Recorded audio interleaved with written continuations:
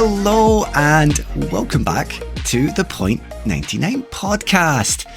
We're back with a brand new season. 10 new episodes being added to the 99's catalogue. I know I joked at the end of season 4 about maybe not coming back for a fifth, and in honesty, that was only partially joking, but here we are back. I felt the love from the community and having the honour of the request made by James McQuillan asking for a bonus episode all about me, Mr. Steve, well, that helped a ton as well. I've already said it at the end of the bonus episode and a few times on social media, but I wholeheartedly want to give a massive thank you to Bob Burrell for stepping in and helping with that one. He did a fantastic job. I would say better than I do, after kind of being dropped in the deep end when Jace, unfortunately, had to take a step back from co-hosting with Bob. There is some really exciting news about that pair though, and a few other familiar faces, which I'm going to give a shout out to before we get to this week's guest. I'm, however, refreshed and ready to go with another 10 weeks of community shout outs, praise and event roll calls, as well as having the best chat that I could possibly have in the allotted time with some truly amazing, inspirational and bona fide legends from within the running community. I listened to all the suggestions that you fired my way last season and some of the people that you would love to hear from, so maybe you might get a treat with one or two of the people who are coming on for season 5. Before I get too carried away though, let's get on to the introduction, especially for anyone tuning in for the very first time today. So here we go for the first time of season 5. Let's get through this without messing up. For anyone who might be new or who is unfamiliar with the show, firstly, a massive welcome.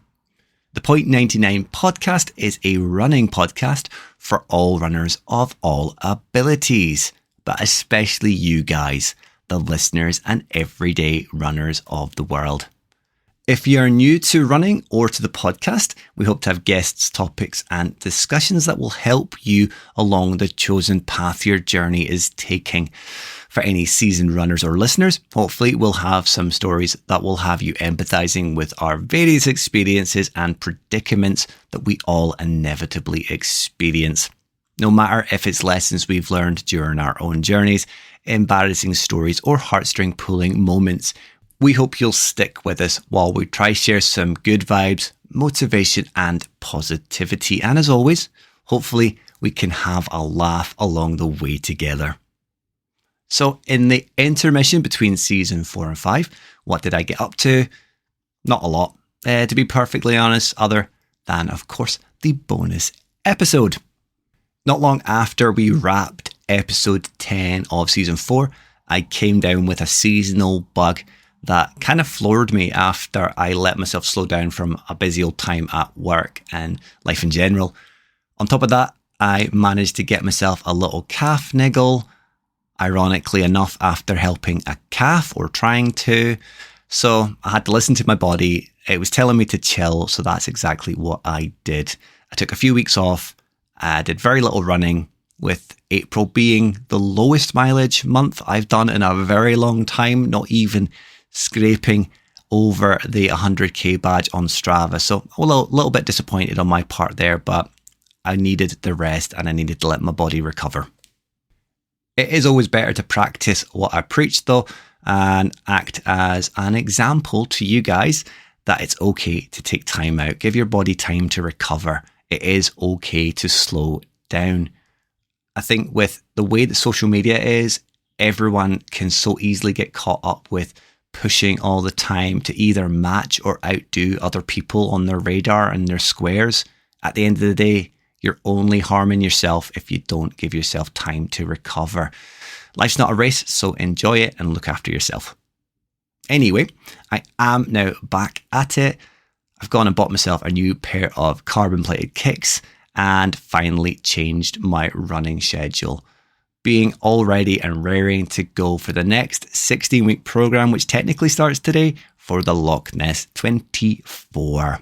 There'll be more on that a little bit later on in the show, and of course over the whole season, as we've once again teamed up with the wonderful team over there. So listen close as I drop a couple of spicy treats later on in the episode. So stay tuned, no skipping, you might miss it. I'll also tag a little bit about what the new carbon plated shoes are after the guest interview, just to give a little bit of padding on the other side before I wrap things up for the episode. Before any of that though, let's look at the responses from the call to action question I put out there earlier this week, wanting to hear from you guys and what you got up to during the interval, whether it's a shout out for others in the community or whether it's events that you've been smashing. First up in the responses, we had our good friend Chris Evans, better known to the masses as Chris Runs a Lap. Chris is shouting out previous guest Serena Broadway on the Dales Traverse that she absolutely smashed. He's saying, what a champ. He's also shouting out James Gow, better known as Jimmy Bunter, on the Fling, or to you and I, the Highland Fling Ultra. Chris wants to congratulate James on an amazing performance. Speaking of the devil, and we have Jimmy Bunter, James Gow, sliding into the feedback as well. Jimmy is shouting out everyone who smashed the Highland Fling alongside him. He also says it was a tough old race, but it was so much fun. He wants to add a salute to the souls that spend their time on the sidelines. It never gets said enough, but he wants to thank all the volunteers and supporters of races, as without them, races don't happen, nor are they much fun without them. So we runners appreciate you. And I want to echo that as well. Without volunteers, without supporters, the tough parts of a race would just break you. You wouldn't want to continue. And to have someone, as much as we joke, saying you're halfway there, it does give you a chuckle. It raises your spirits. And the same with the volunteers. Without having the high-vis heroes there, you could so easily throw in the towel, or the races just wouldn't happen. Staying with the Fling in mind, and we have Uncle Lee Campbell, Control Alt Delete, whatever you want to call him. Lee wants to shout out Rachel, John, Kaylee, Davey, Mike, Jimmy, and everyone else that smashed the Highland Fling, and also to Nikki Sheridan for being an amazing volunteer as well. He should be shouting at himself there too, because I'm pretty sure he was also on the volunteer roster, absolutely making such a difference to all the competitors and spectators. It does line up nicely though, as we have Nikki Sheridan, Knick Knack Ultra Runs, also popping into the shout outs with loads at the Fling. Too many to name them all without fear of missing someone out. I'll also jump in here and also shout out Nikki myself as she gears up for her next big challenge, as she continues with her commitment to not only the grind, but also to the whole community. Before we shorten the distance from the ultra-loving crazies to more of a familiar distance, we have one more to throw into the mix, and this time it's not the Highland Fling. Emma Runs Ultras dropped into the feedback to share that she secured first female at the Manchester to Liverpool GB Ultra Series. And if that wasn't amazing enough, she secured another female first 3 weeks later at the new 4th Ultra Route hosted by Scuddy Events. I know I had a lot of ultra runners on last season, and I joked about it being a bit too many, but I think just from that, Emma might be a serious contender for a future guest. I want to know all about both of those absolutely amazing achievements. Let me know what your thoughts are on that one, and I will make it happen if you want to hear from Emma. Okie doke, let's get on to the sexy people's preferred distance, marathons. So both AB McCracken and Stuart Runs a Lot both got in contact. They were both south of the border at the Manchester Marathon. AB said that he found the atmosphere to be unbelievable. Keep your eyes and ears peeled though for both of these black and yellow clad Newton Road runners in the coming weeks. Not to be outdone, however, we have our good friend and the man who inspired the bonus episode, requested, James McQuillan, the man of the hour. Given the truly outstanding amount of praise and support he's been putting my way the past wee while, James slid in to shout himself out for his 3-hour, 27-minute marathon at his very first marathon. And what a place to do it, in London, baby. I started that Sunday off nice and relaxed, watching the little dots on the London Marathon app from bed before slowly moving through and seeing if I could spot some familiar faces on the TV footage. It was great to see that James and my old partner in crime, runnerman Steve, were so close to each other from the get-go. Not that I think either of them would have seen each other given the sheer number of bodies that were on the course. James did eventually knock Steve out of the park with his effort, but shout out to the man himself, to Steve. He still secured a PB in his third London. I know he was a little bit disappointed with how it went, but he's still holding that PB up high, and as he should.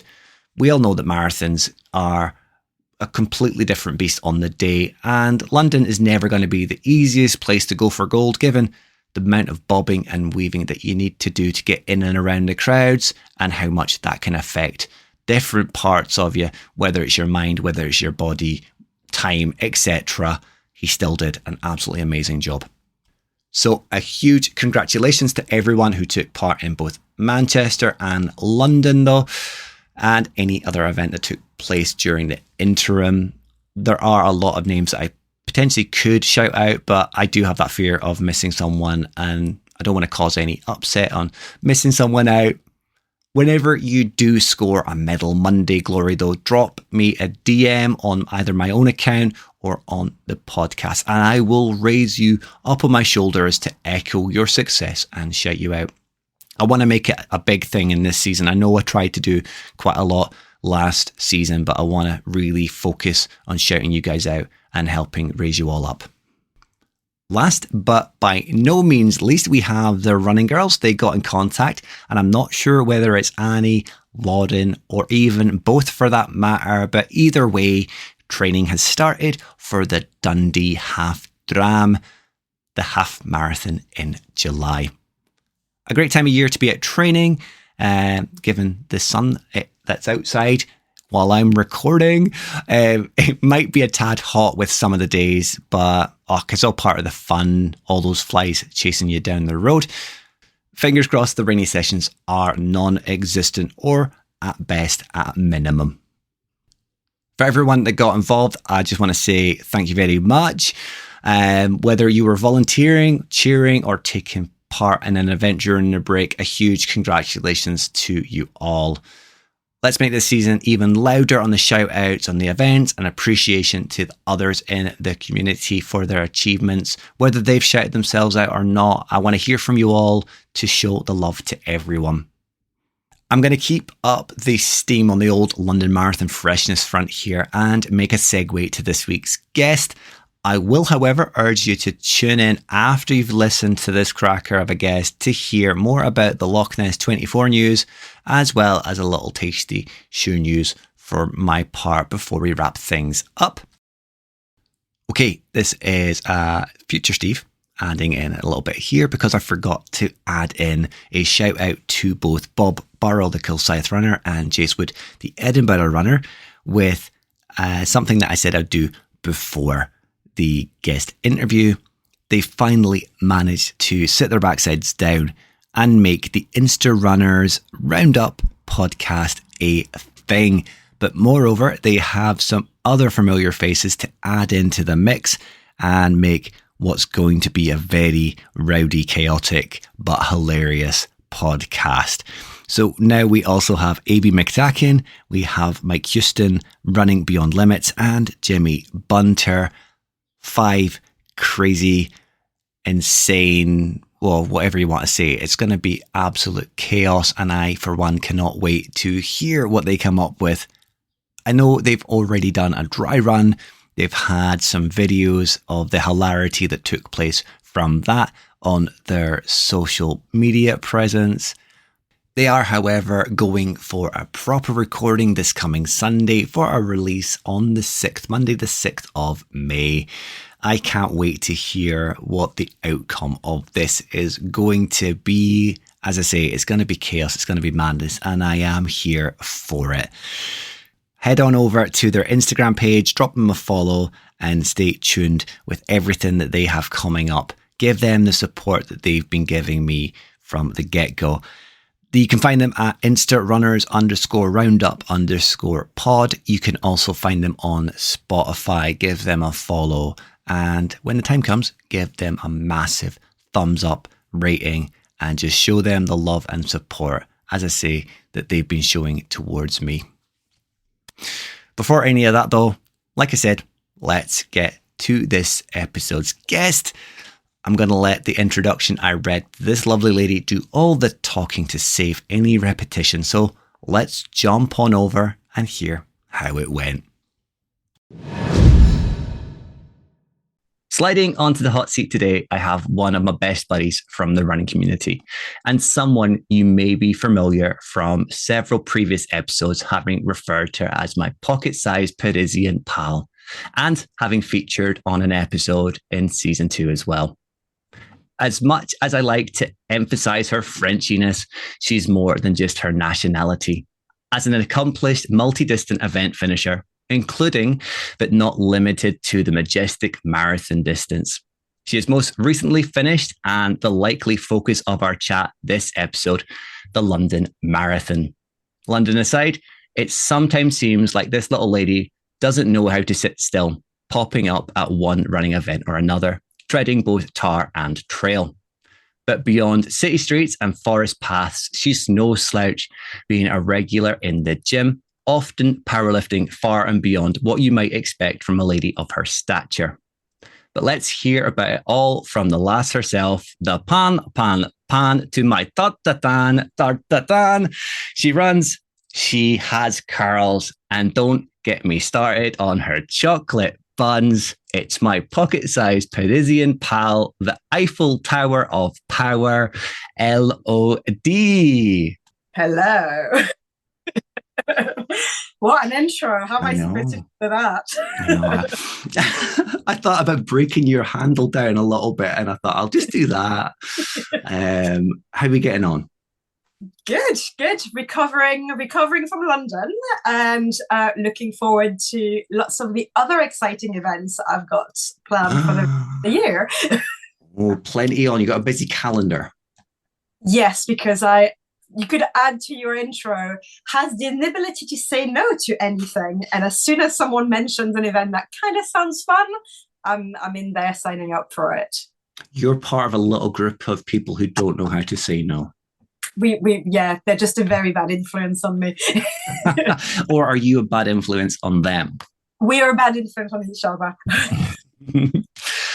Before we get into London, because I do think that will be the main emphasis on our discussion today, but I think we're going to cover a lot of marathon chat, having run just not far off a year ago, Edinburgh with you,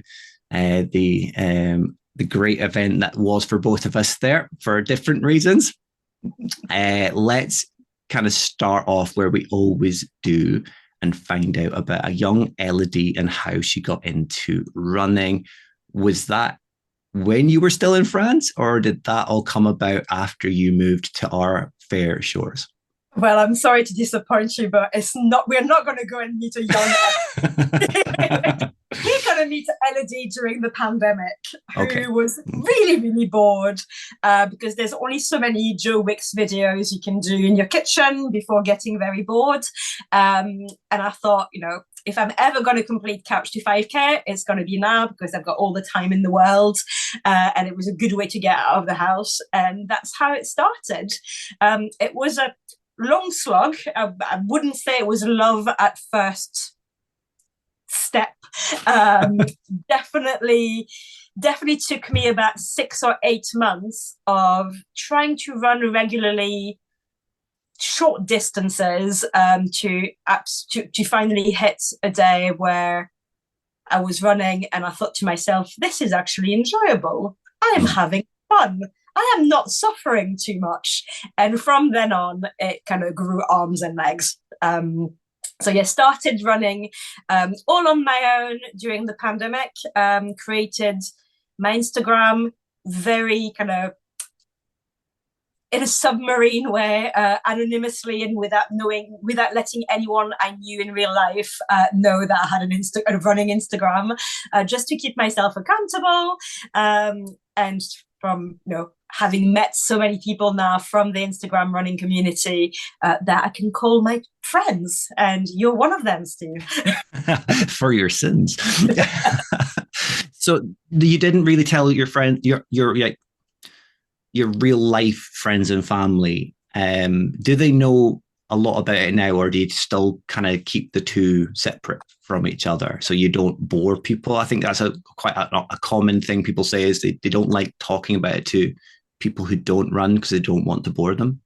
Yeah, I mean, I'll talk about running because, as you know, it comes naturally to us. And as soon as someone mentions something, I'm like right in there.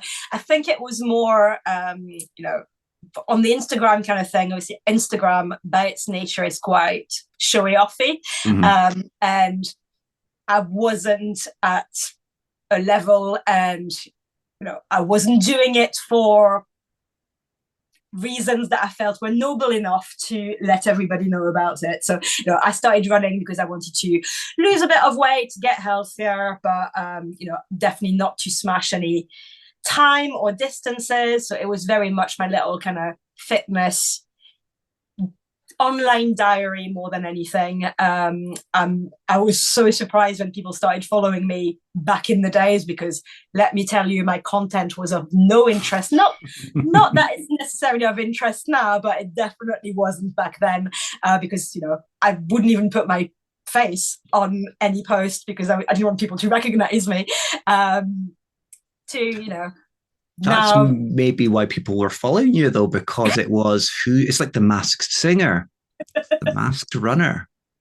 Yes. So and from now, not that I've got a huge following, but it's all about quality rather than quantity. So the people that I've met have been absolutely amazing, and I've had a couple of times, including in London, people coming to me saying, "I follow you on Instagram," and I'm like, I don't know you from Adam, and it's a little bit scary.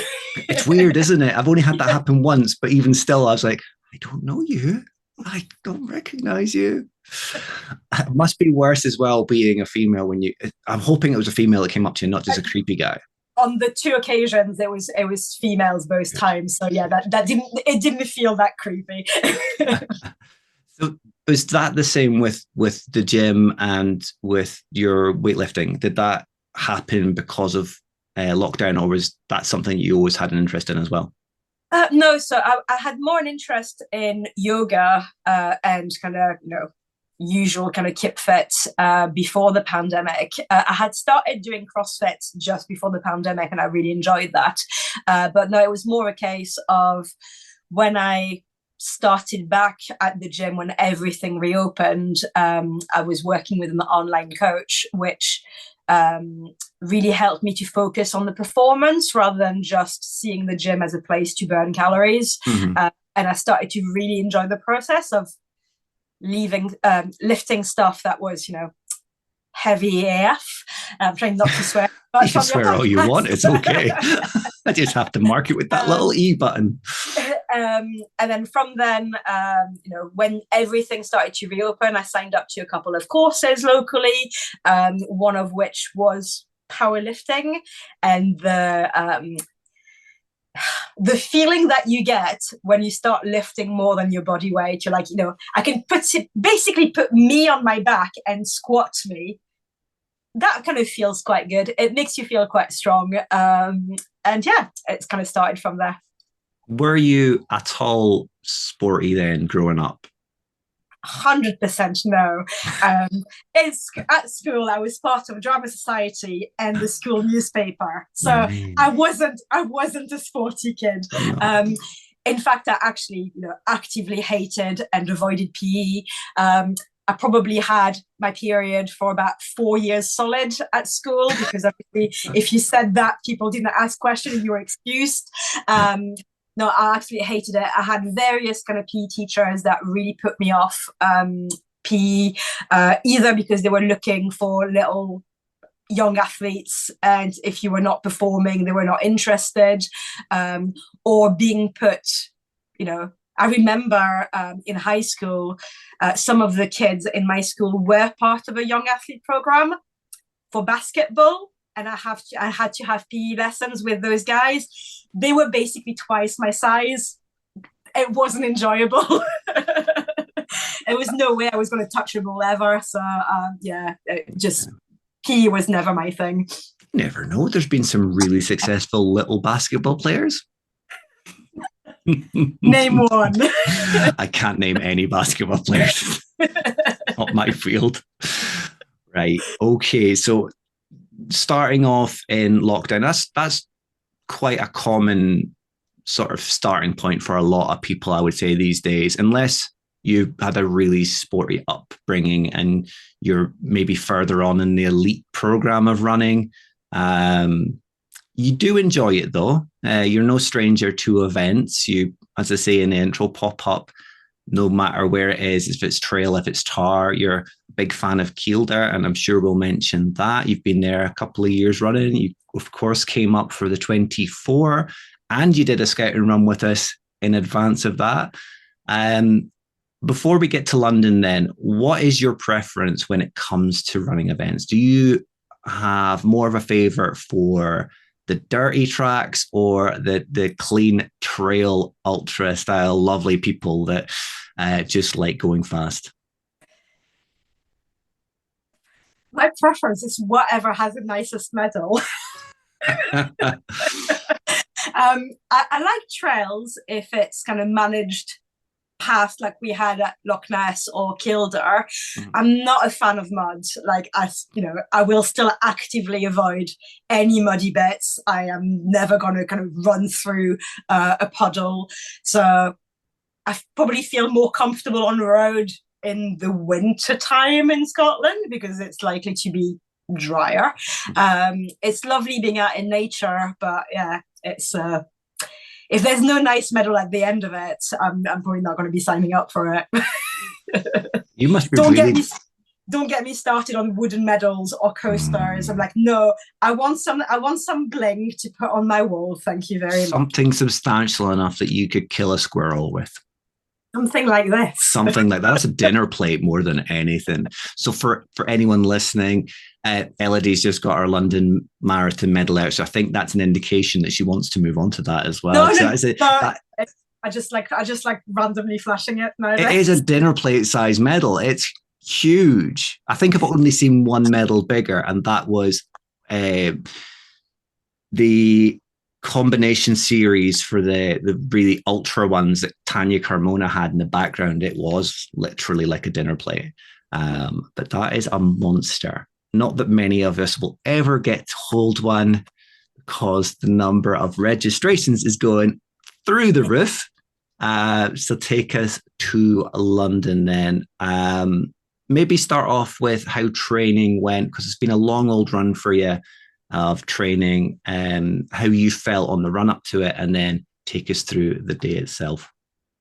So I actually officially started my London training plan on the 25th of December 2023. Not that I wanted an excuse to get out of the house on Christmas Day, but yeah, fully wanted an excuse to get out of the house.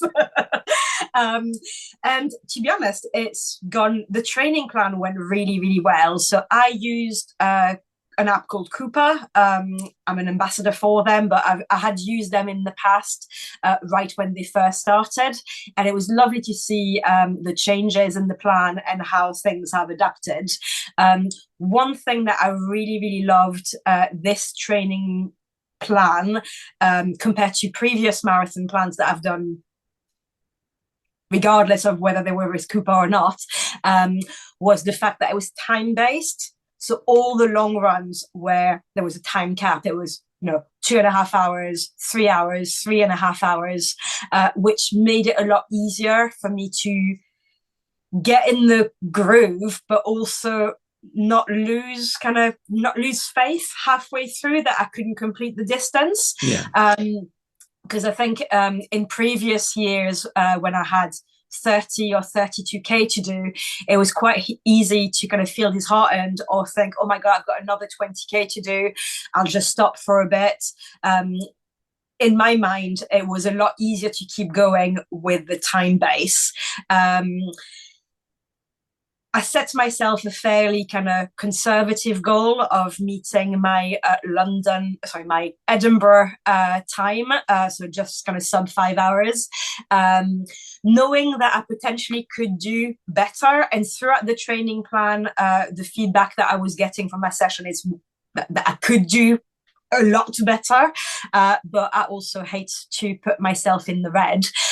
So I knew that I was more likely to succeed and to enjoy it if at no point in those training runs or in the event itself, I was feeling like panicky and dying and thinking that I couldn't carry on.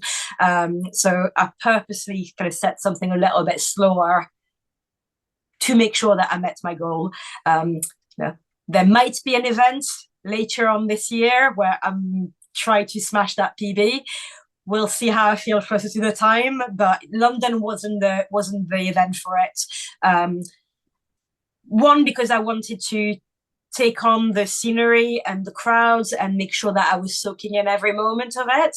And two, because I knew that it was going to be so busy that it was going to get really disheartening to just weave in and out of people and to kind of miss, a time goal because of that, because you're never going to have a clear field in a place like London unless you're one of the elites, which I'm definitely not. I've seen a few people saying that exact thing as well. It was just so busy that you do spend most of your time meandering around. People that maybe are putting themselves in time expectations that are slower, same as what we had in Edinburgh, same as what you get anywhere, same as I had in Amsterdam. You spend most of your time weaving around people who are sandbagging. That's why we spoke just beforehand that your PB was actually broken, but that's their Strava PB because you did well over the distance to get to where you got to. But then the marathon being measured, not quite the same. Do you have then a favorite part of the marathon other than the medal? Did the number of people actually in the end be a favorite part because you had all these people that could drag you along and you didn't feel like you were on your own at any point? Was it the scenery? Was it the spectators? Was it the support? One massive part for me was seeing people that I knew that had flown down just for the day, and big shout out to Karen and Giz. I saw them twice along the course, and then I saw them at the end again. Having someone waiting for you in the crowd makes a world of difference. I know we have spoken before. My first ever kind of marathon experience was Edinburgh in 2022. Mm-hmm. And when I ran that marathon, I was completely on my own. I knew a couple of people that were running, but they were not necessarily close friends. And I definitely didn't have anyone on the course or waiting for me at the end. And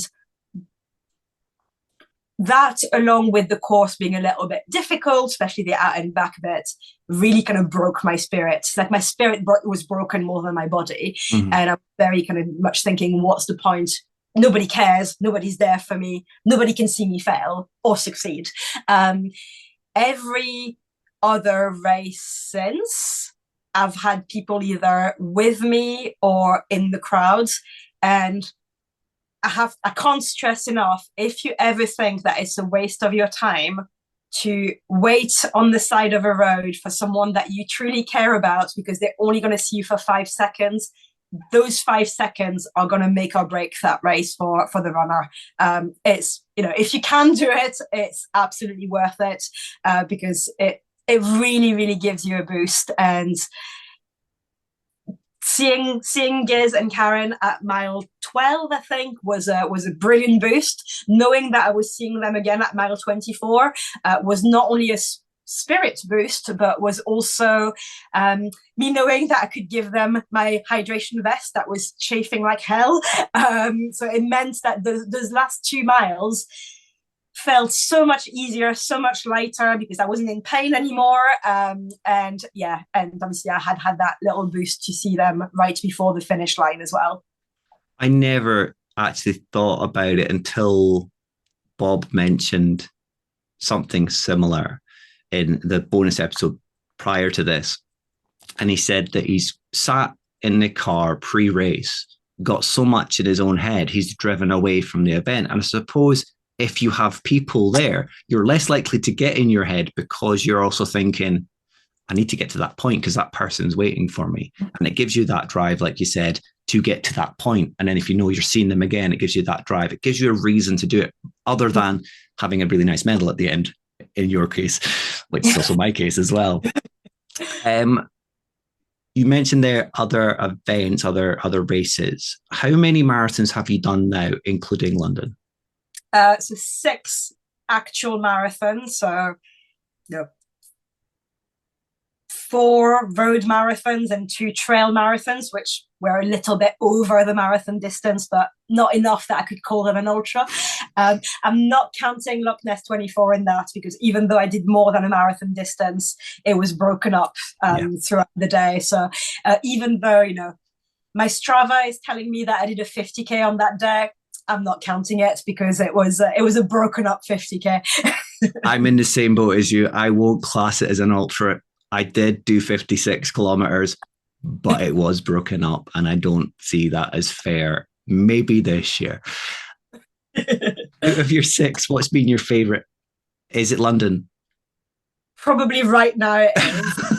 Because it's the freshest. Because yes, but also because it's the one where I've got the most kind of, I don't know, there's pictures of me smiling all the way through, except for those last kind of 15 seconds when I'm almost throwing up at the end. But we'll get to that in a minute. Edinburgh last year would be a close second. You don't have to just say that because you ran with me. It's true.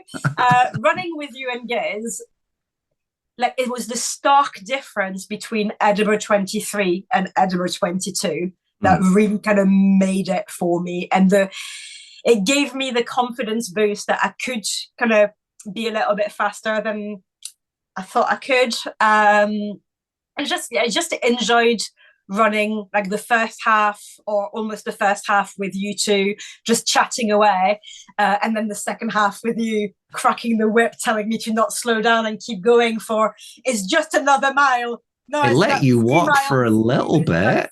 I let you walk for a little bit. You're also very generous saying you ran with us, say, as I spent most of my time catching up with you each time, and Giz kept doing the same.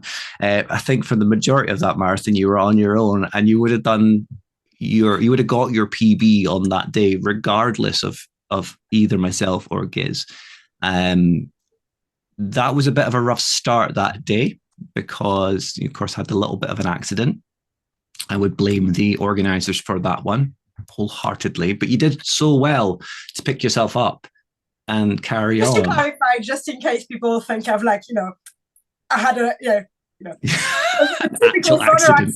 No, I fell and hurt my hand as we were kind of coming down the mount and towards Princess Street Gardens. So I had a little bit of a sore hand, which I just kind of bandaged up with a buff and kept a water bottle against, kind of cool it down, and it was fine. Yeah, because you made it sound like I had, You had an accident, you had a runner's accident. And, there's only one person that visited all the loos on the course, and that was you. That wasn't me. Yep. Yeah. I was running a different kind of marathon. So London, and you've said, honestly, you don't have to say Edinburgh because of that.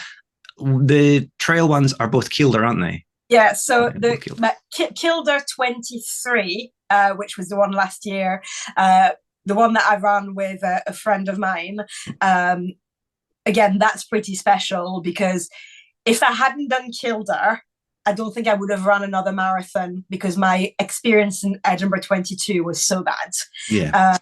So he pressured me a little to kind of sign up for it by saying, we'll run it together.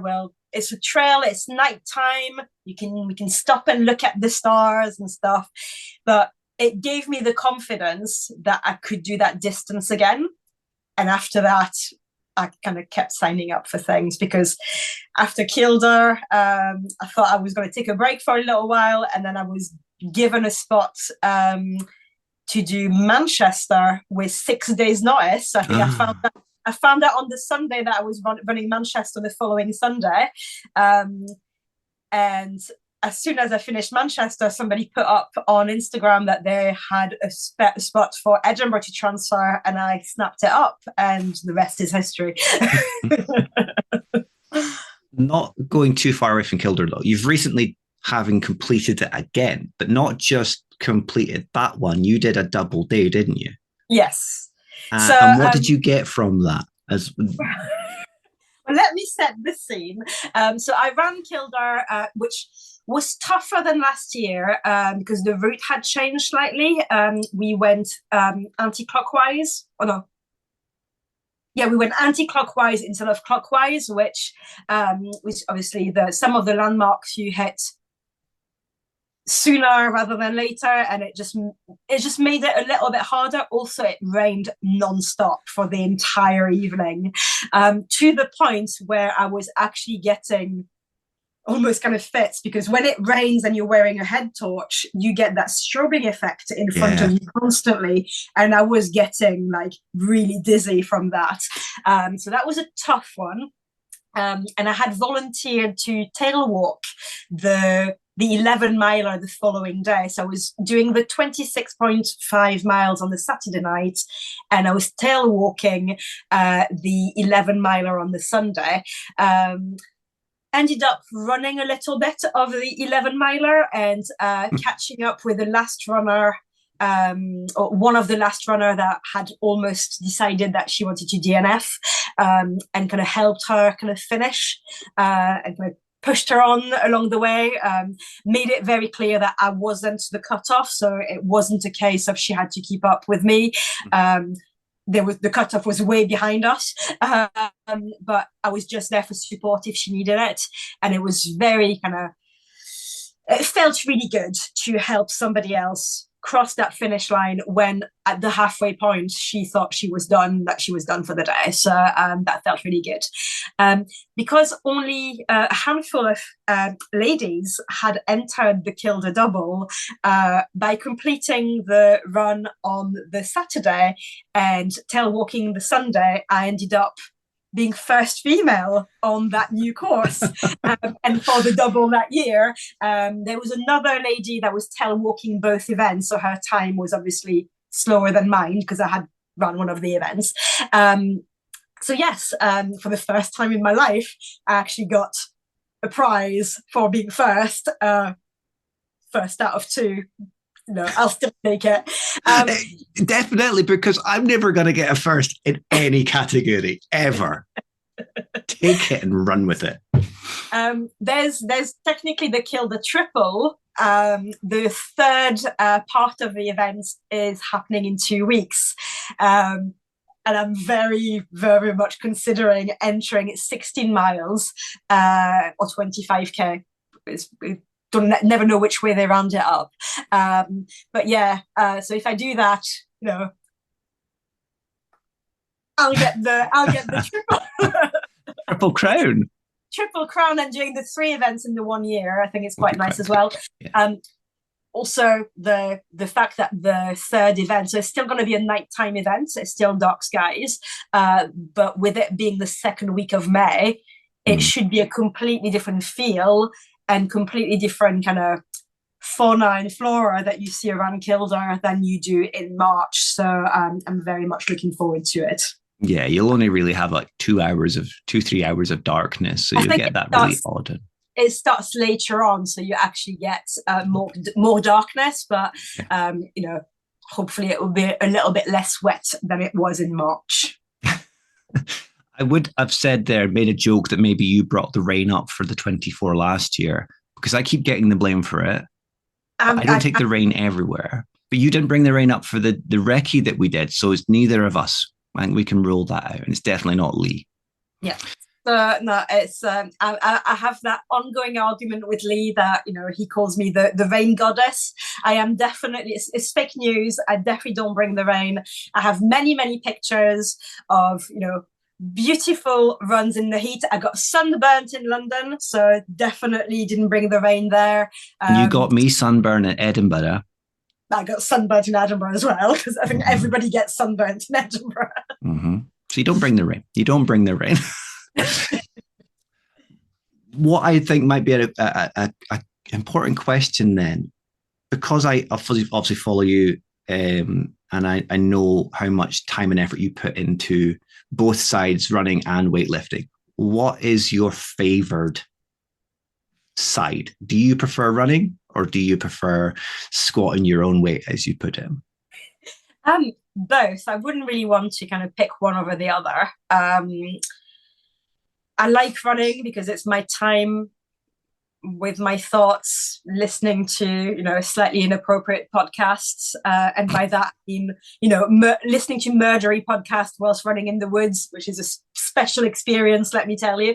But I like being at the gym as well and kind of feeling stronger and getting that sense of achievement. So they're two completely different kind of training, and I get two different kind of joy out of them, and I wouldn't necessarily want to pick one over the other.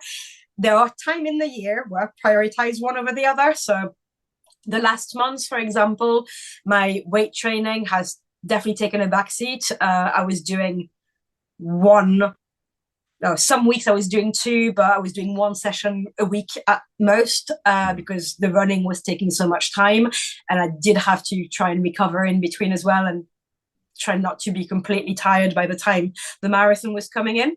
So I'm doing a little bit more lifting at the minute. I've gone back to kind of 3 sessions a week and 3 running sessions a week. So, you know, six workouts altogether. But I know that when I kick up my next marathon cycle, that will probably take a back seat. But I'm trying to get as much under my belt as I can now. So when I take it back down, I'm not losing too much strength. Yeah, spoken like a true OG CrossFitter. Well, yeah, but I'm not a CrossFitter anymore, and definitely not a high roxer. That's the fear of God into me. I'm like, I can't see that being enjoyable.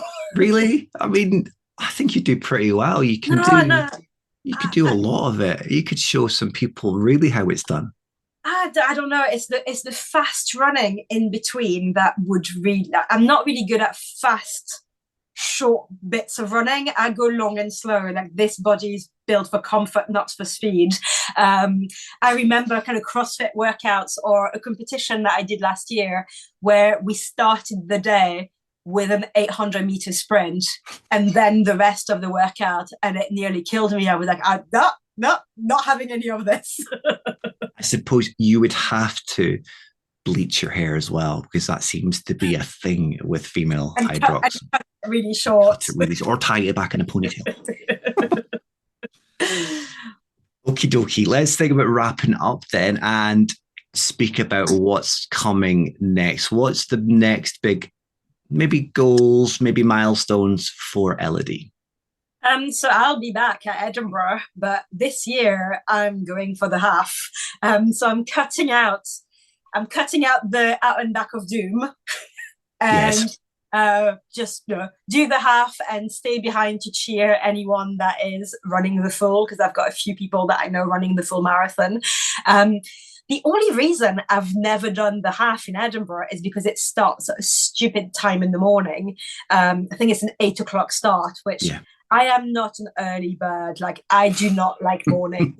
So for the past 2 years, I've signed up for the marathon just because it was starting at 10:30, and it meant, like, you know, a couple more hours in bed. But yeah, no, this year it felt like, you know, after running London, it was reasonable, and obviously Kildare the months before as well, it was reasonable to go for the half, even though I know that, you know, I'll see people crossing the line of the full and I'll get massive FOMO and I'll really wish I had done the full. But Edinburgh will always be there. Edinburgh is easy to get into. No, and you don't live a million miles away from it as well. Yes, it made more sense to focus on races that were a little bit more of a one-off this year. Yeah, and I think so close to London as well. You want to give yourself plenty of time to recover from that distance, and a half marathon is certainly going to put a lot less strain on your body. Yeah. What else?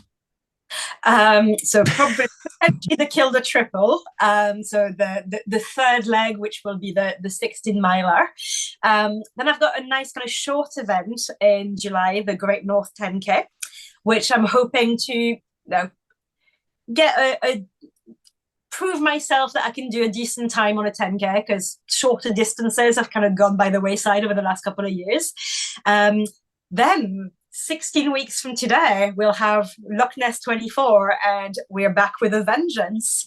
Where I think we're all, well, you've got your own strategy for Loch Ness 24, but us previous dibbers, we've gone for, instead of making teams, we've made a super team. So we've all entered solo, so we can run together.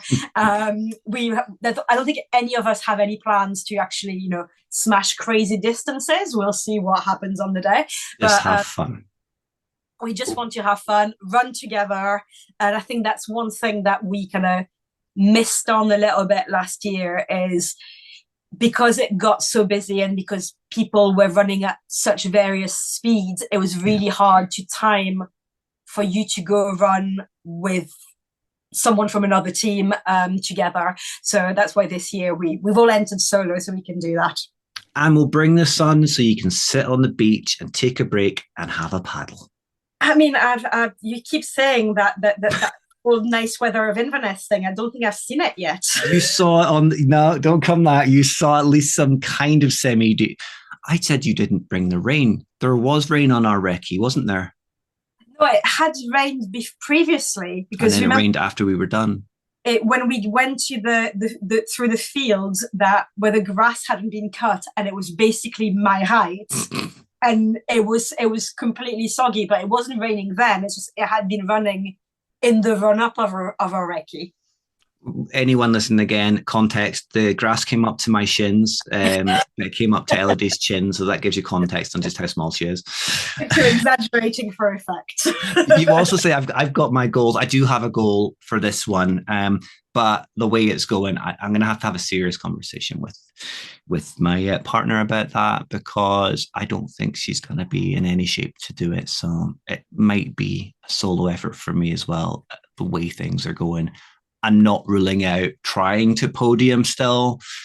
Fingers crossed she is on the mend, but fingers crossed. Fingers crossed.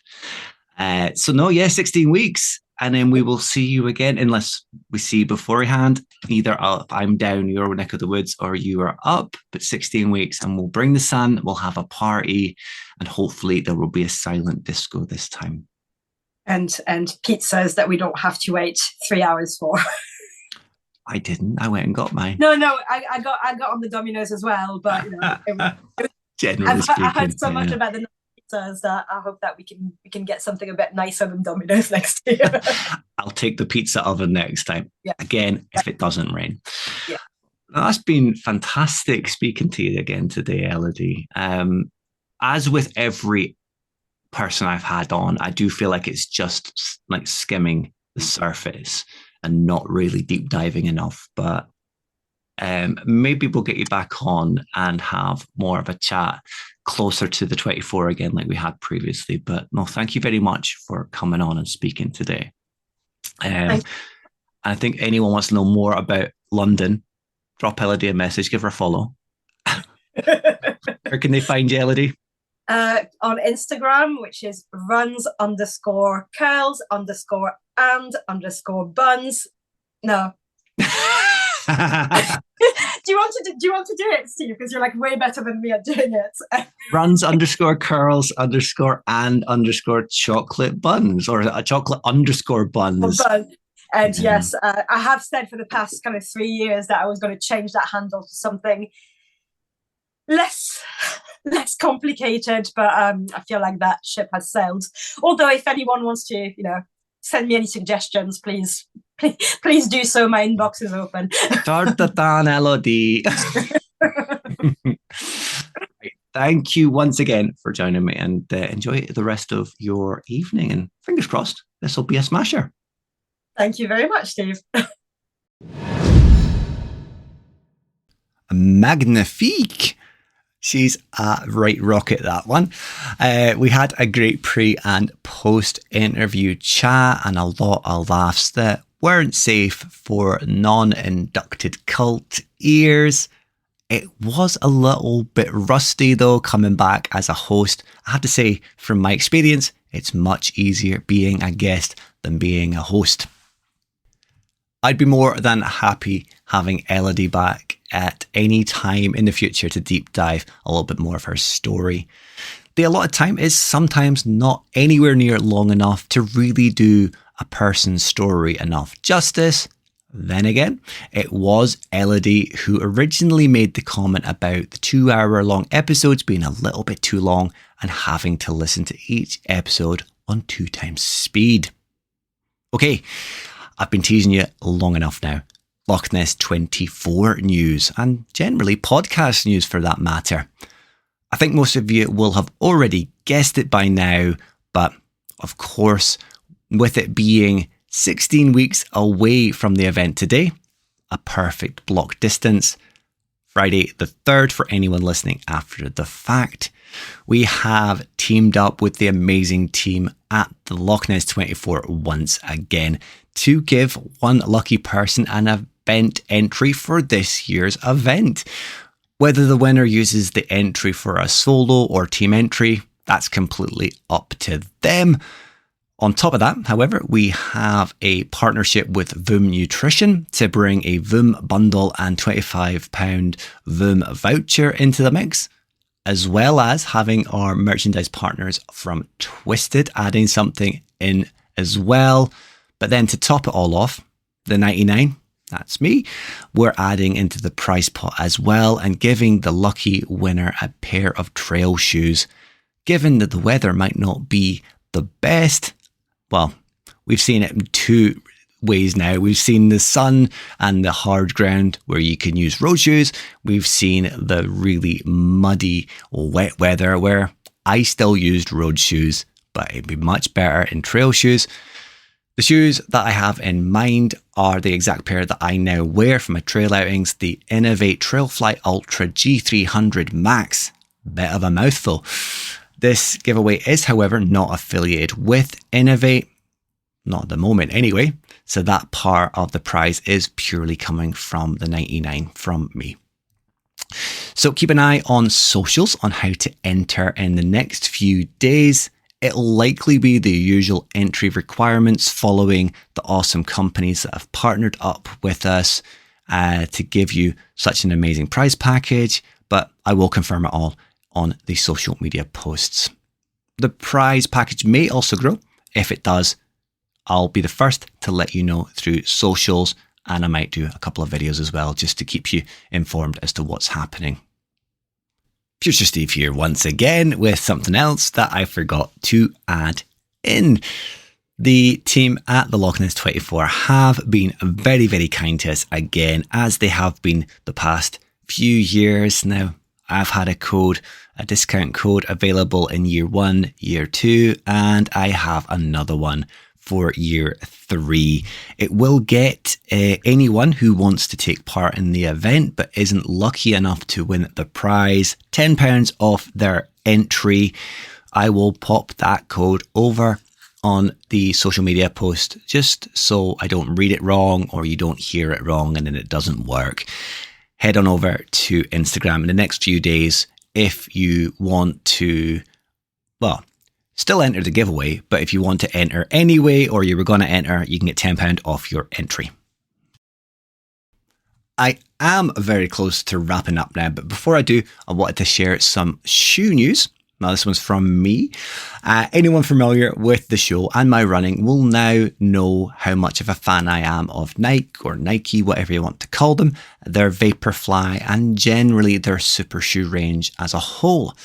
Well, I've decided to toss my hat into the ring with a new carbon plated shoe and see what it has to say for itself, given how cheap it is compared to some of the other big brands like Nike, Adidas, etc.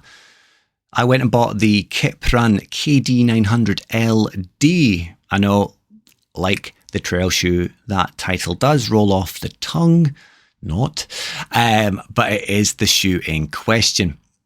Even when I popped the brown box up on the stories though, Ian Runs and Cycles, the man who knows his stuff when it comes to shoes, knew exactly what the deal was. I am desperate for that man to get a shoe sponsor so we can get him a YouTube channel for all the reviews, because he does so much great stuff in the community, shouting out all these different shoes and testing them out as well when he can. Anyway, that's the plan for my bank holiday long weekend, to give them a blast, see what I think and let you guys know. This could be a bit of a game changer and revolutionise the affordability of carbon plated shoes for the masses. They might be a miss, they might be a hit. So who knows? Let's find out. Lost my place there. Okay, it's time to wrap up. If you liked what you heard today, the best way to support the podcast is to do what you've done, to download, to stream, and to listen to the show. Quick share it with your family and friends. Well, that wouldn't go amiss. Sorry, I'm trying to remember this off the top of my dome. If you could also tag a share back to the show's page, that would be a massive help as well. And then I can at least share your share to show my support for what you're doing. If you'd like to show your physical support for the podcast, you can purchase a t-shirt from our merchandise partners at the aforementioned Twisted Running. All proceeds stay with Twisted and help them grow as a brand and continue to provide valuable contributions to the running community and podcasts like ourselves. We may have a new product or two going up throughout season 5. I just need to make a decision on what the design is going to be. Ben and the team are ready and raring to go to get something up otherwise. The usual, the quality of the products, well, that is top notch. You see me wearing my t-shirts all the time. They are the same t-shirts I bought when they first came out and they are still in tip-top condition. They don't sponsor me to say that. I buy my own t-shirts as it should be, and they are, as I say, pristine, the best quality you can buy. And I think a few of the listeners who have bought them will also testify to that as well. So you can find a direct link to the Twisted 99 page on our website, thepoint99podcast.com, or by Googling Twisted Running, dropping them a follow on social media. That would be a great thing to do as well, though you're going to have to do that if you're entering the giveaway, more than likely.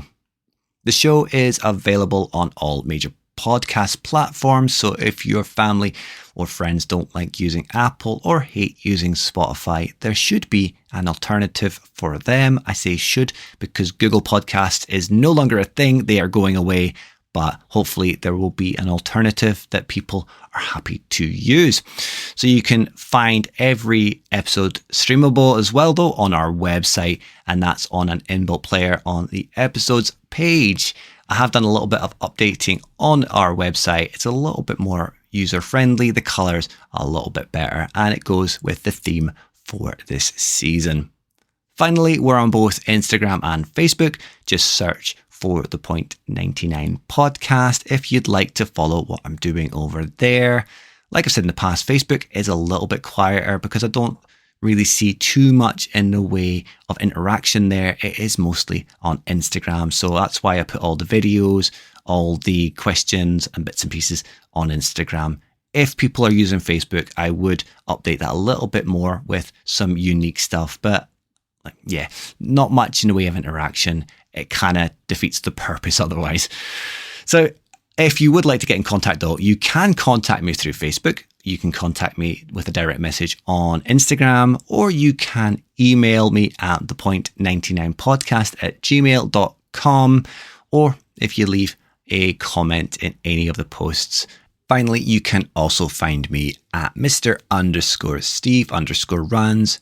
You can always feel more than welcome to drop me a message there as well.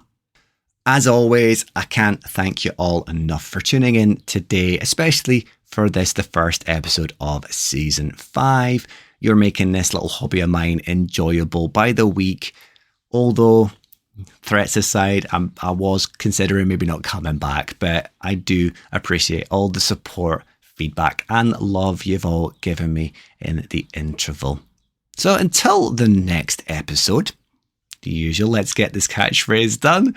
I hope you stay safe, enjoy your runs, and you will hear from me soon.